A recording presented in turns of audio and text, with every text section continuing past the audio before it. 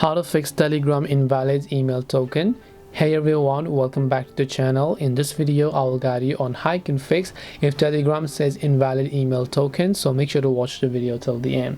Now this generally happens whenever you're trying to log into your account. So first of all, in that case, open the Telegram application here.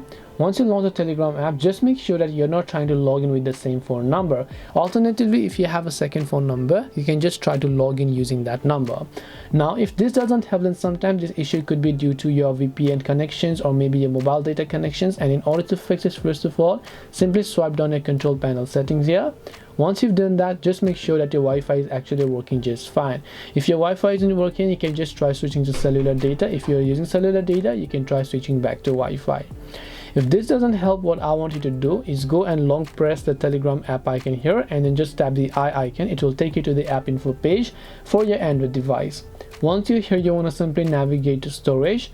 Make sure to clear the cache files by tapping this option. Go to manage storage and make sure to clear the cache files here as well.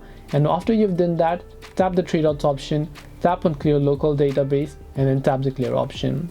Once you've done this, last but not the least, what I want you to do is simply head over to your Play Store here, and in the search box just go ahead and then type in Telegram. Once you type in Telegram, check if the Telegram app has an update, and if it does, make sure to update it. Now after you've done all this process, just try to log in using your phone number and you should be able to log in. Hope this video helped you as to how you can solve the invalid email token problem on Telegram. If you have got any questions, feel free to leave them down. Thank you for watching and see you in the next video.